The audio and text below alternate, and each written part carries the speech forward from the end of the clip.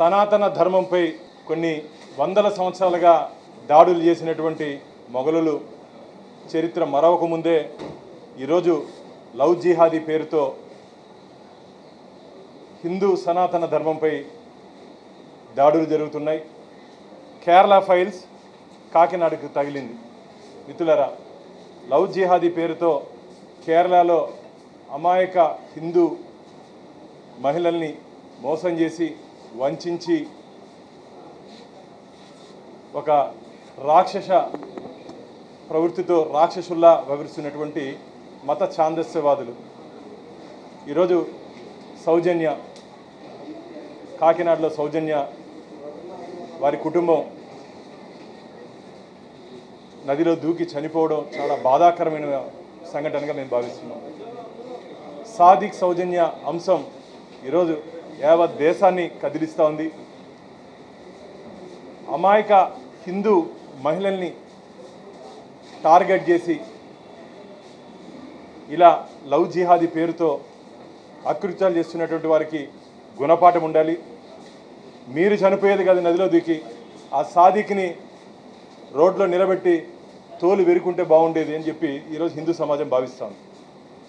మీరెందుకు చనిపోవాలి?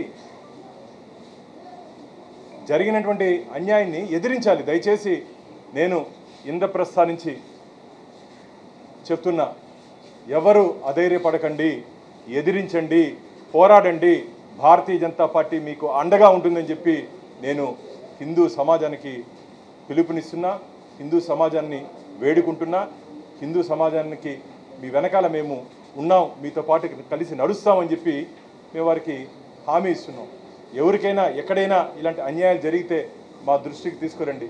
ఖచ్చితంగా మీ కుటుంబంలో ఒకరిగా, మీ కుటుంబ సభ్యుల్లో ఒకరిగా మా కుటుంబంలో ఏ విధంగా అన్యాయం జరుగుతుందో ఆ విధంగా మీతో పాటు పోరాటం చేసేదానికి కానీ ఎంతవరకన్నా మీతో కలిసి నడిచేదానికి భారతీయ జనతా పార్టీ మీతో పాటు ఉంటుందని చెప్పి నేను మీకు మనవి చేసుకుంటూ, ఇది మంచిది కాదు.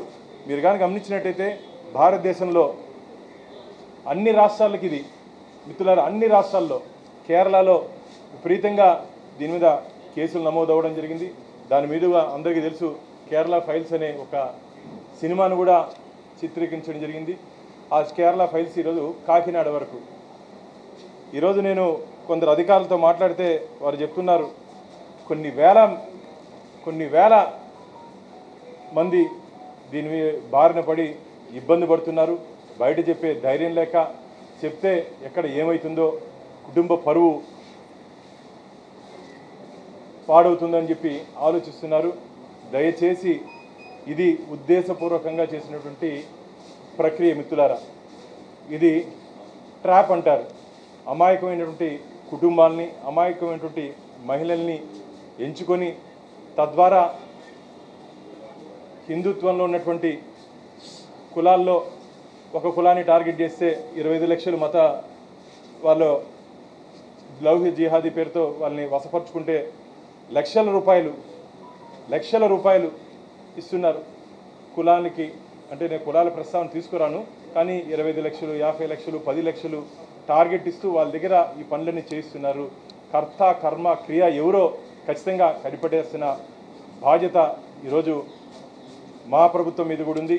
ఎందుకంటే ఆంధ్రప్రదేశ్లో ఎన్డీఏ కూటమి మేము ఉన్నాం కాబట్టి ఖచ్చితంగా మేము ముఖ్యమంత్రి గారికి కూడా కోరుకుంటున్నాం, దీని మీద పూర్తి స్థాయిలో విచారణ చేపట్టి ఈ సాదిక్ లాంటి దుర్మార్గులు, ఈ సాదిక్ లాంటి రాక్షసులు ఎవరున్నా సరే వీరందరినీ ఖచ్చితంగా ఫాస్ట్ ట్రాక్ కోర్టులు ఏర్పాటు చేసి వెంటనే శిక్ష పడే విధంగా మనం దీని మీద కలిసి చర్యలు తీసుకొని మహిళలకు ఒక భరోసా ఇవ్వాలి.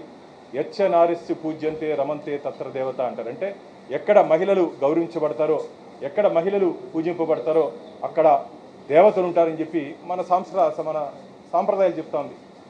అలాంటి హిందూ దేశంలో, భారతదేశంలో జన్మించినటువంటి మహిళలు, అమ్మాయిలు ఈరోజు ఇంత ఇబ్బంది పడుతున్నారు. ఇది మంచిది కాదు.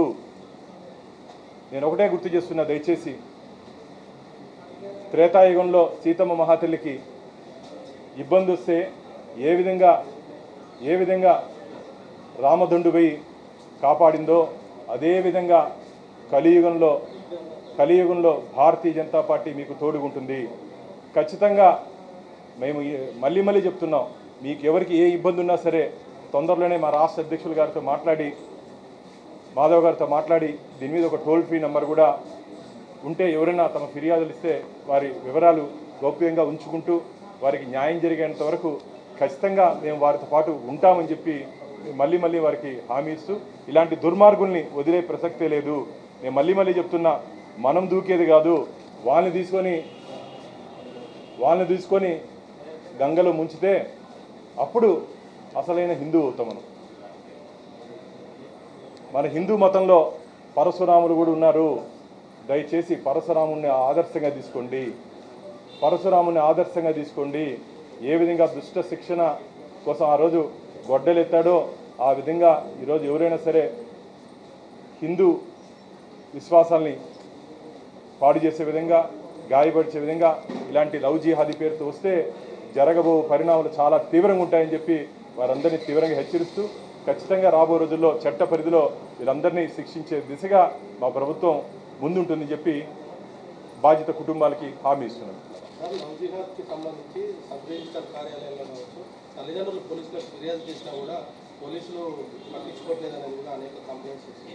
దీని మీద అందుకనే ఖచ్చితంగా ఒక రివ్యూ తీసుకోవాల్సిన అవసరం ఉంది. రాష్ట్ర డీజీపీ గారు ఇలాంటి కంప్లైంట్లు ఏదైనా వస్తే దాన్ని తేలిగ్గా తీసుకోకుండా దీన్ని సీరియస్గా ఒక మానిటరింగ్ టీం, ఒక టాస్క్ ఫోర్స్, రాష్ట్రంలో ఒక టాస్క్ ఫోర్స్ ఏర్పాటు చేసి ఏ విధంగా గంజాయి మీద టాస్క్ ఫోర్స్ ఉందో, మిగతా మీద టాస్క్ ఫోర్స్ ఉందో ఆ విధంగా దీనికి కూడా మహిళలు మిత్రులారా, ఈరోజు నేను వెంకటేశ్వర స్వామి దగ్గర సేవకుడుగా ఉన్నా.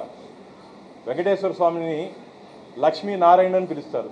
అంటే మొదటి గౌరవం మహిళలకు ఇచ్చే సాంప్రదాయం ఉంది. పక్కనే కాళహస్తి ఉంది, మాకు కాళహస్తి ఉంది, పార్వతీ పరమేశ్వరులు అంటారు. అంతెందుకు భగవద్గీత బోధించినటువంటి శ్రీకృష్ణుడు కూడా ముద్దుగా రాధాకృష్ణుని పిలుస్తారు. అలాంటి సాంప్రదాయంలో ఉన్నటువంటి మహిళలు ఇంత ఇబ్బంది పడుతున్నారు కాబట్టి ఖచ్చితంగా పోలీస్ శాఖ ఉక్కు పాదం మోపాలి. మళ్ళీ చెప్తున్నా, ఇలాంటి లాంటి వెధవలు, దుర్మార్గులు, రాక్షసుల్ని వదలకూడదు. ఇలాంటి సాధికులు ఎంతమంది ఉన్నారు? 100 మంది ఉన్నారా, 1000 మంది ఉన్నారా? అందరినీ బయటికి తీసుకురావాల్సిన అవసరం ఉంది. ఎవరు ఇలాంటి బాధ్యతలు దయచేసి భగవంతుడు ఇచ్చినటువంటి ప్రాణాన్ని పోగొట్టుకోవద్దండి. నేను మళ్ళీ మీకు చెప్తున్నా, పోగొట్టుకోవద్దండి. మీ బాధని మేము అర్థం చేసుకుంటాం. మీతో పాటు మీ కష్టాన్ని పంచుకునేదానికి మేము సిద్ధంగా ఉన్నామని చెప్పి మీకు తెలియజేసుకుంటున్నాను.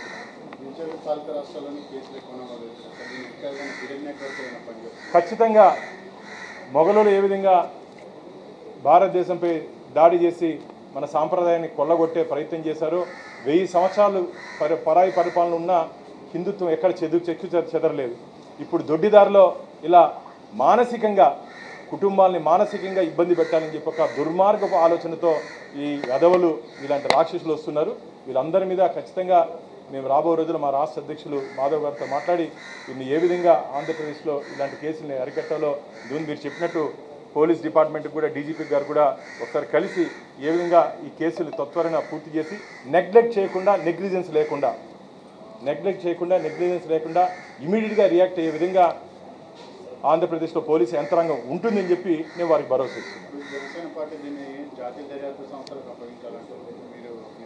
ఖచ్చితంగా నేను మా రాష్ట్ర అధ్యక్షులు ఒకసారి మాధవ్ గారితో మాట్లాడిన తర్వాత దీన్ని ఏ విధంగా ఎక్కడెక్కడ ఏ విధంగా దర్యాప్తు చేయాలి, ఏ విధంగా దీన్ని ముందుకు తీసుకోవాలో ఖచ్చితంగా మా రాష్ట్ర అధ్యక్షులతో చర్చించిన తర్వాత మీకు తెలియజేస్తాను. థ్యాంక్స్ అన్న. ఒక పక్క లవ్ జిహాదీ పేరుతో ఇబ్బంది పడుతుంటే 2019 నుంచి 2024 వరకు ఆంధ్రప్రదేశ్ రాష్ట్రాన్ని అన్నపూర్ణ ప్రదేశ్గా ఉన్నటువంటి రాష్ట్రాన్ని అన్యమత ప్రదేశ్గా మార్చే ప్రయత్నాలు జరిగినాయి. ఆంధ్రప్రదేశ్ రాష్ట్రాన్ని అన్యమత ప్రదేశ్గా మార్చే ప్రయత్నం జరిగింది జగన్మోహన్ రెడ్డి గారు ముఖ్యమంత్రిగా ఉన్నటువంటి సమయంలో. ఇదేదో నేను చెప్పేది కాదు, భారతీయ జనతా పార్టీ బాను చెప్పేది కాదు. మిత్రులారా, జగన్మోహన్ రెడ్డి గారి కుడి భుజమైనటువంటి విజయసాయిరెడ్డి మాట అంటే మాటలు ఇది.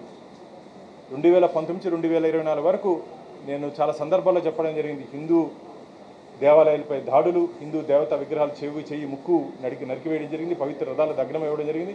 ఒక పక్క అది జరుగుతుంటే ఉద్దేశపూర్వకంగా క్రిస్టియన్ మతాన్ని పెంపొందించాలని చెప్పి ఒక దుర్మార్గపు ఆలోచనతో జగన్మోహన్ రెడ్డి ఆ రోజు ప్రయత్నం చేశారని చెప్పి విజయసాయిరెడ్డి గారు చెప్పారు.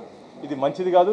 అందుకనే హిందువులు అందరూ కలిసి జగన్మోహన్ రెడ్డికి బుద్ధి చెప్పారు మిత్రులారా. నేను ఈరోజు హెచ్చరిస్తున్నా, ఎవరైనా సరే సనాతన ధర్మాన్ని నాశనం చేయాలని చెప్పి, సనాతన ధర్మాన్ని ఇబ్బంది పెట్టాలని చెప్పి, సనాతన ధర్మాన్ని జోలికి వస్తే జరగబో పరిణామాలు ఎవరైనా సరే చాలా తీవ్రంగా ఉండబోతాయి. రాబో రోజుల్లో సనాతన ధర్మ పరిరక్షణ కోసం భారతీయ జనతా పార్టీ కంకణబద్దులై ఉంది. మేము మళ్ళీ చెప్తున్నాం, ఏ పార్టీ అయినా సరే ఎవరైనా సరే మా జోలికి వస్తే మాత్రం వదిలే ప్రసక్తే లేదని చెప్పి అందరినీ తీవ్రంగా హెచ్చరిస్తున్నాం.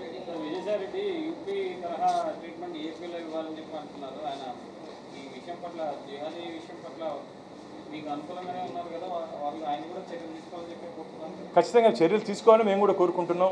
ఈరోజు ఎన్డీఏ కూటమి మేము అందుకని చెప్తున్నాం, ముఖ్యమంత్రి గారికి ఫాస్ట్ ట్రాక్ ఏర్పాటు చేసి, అలాగే ఈ నెగ్లెక్ట్ లేకుండా పోలీస్ స్టేషన్ కంప్లైంట్ వస్తే ఇమీడియట్గా దాన్ని ఆ కేసు టేకప్ చేసే దిశగా ఒకసారి పెద్దలతో మాట్లాడి ఒక టోల్ ఫ్రీ నెంబర్ కూడా దీనికి ఏర్పాటు చేసి వాళ్ళని వివరాలు గోప్యంగా ఉంచి వారికి న్యాయం జరిగేంత వరకు ఎన్డీఏ కూటమి ఖచ్చితంగా చంద్రబాబు నాయుడు గారు, పవన్ కళ్యాణ్ గారు, మా మాధవ్ గారు ఖచ్చితంగా మేము వీళ్ళకి బాధితులకి తోడుగా ఉంటామని చెప్పి తెలియజేస్తాం.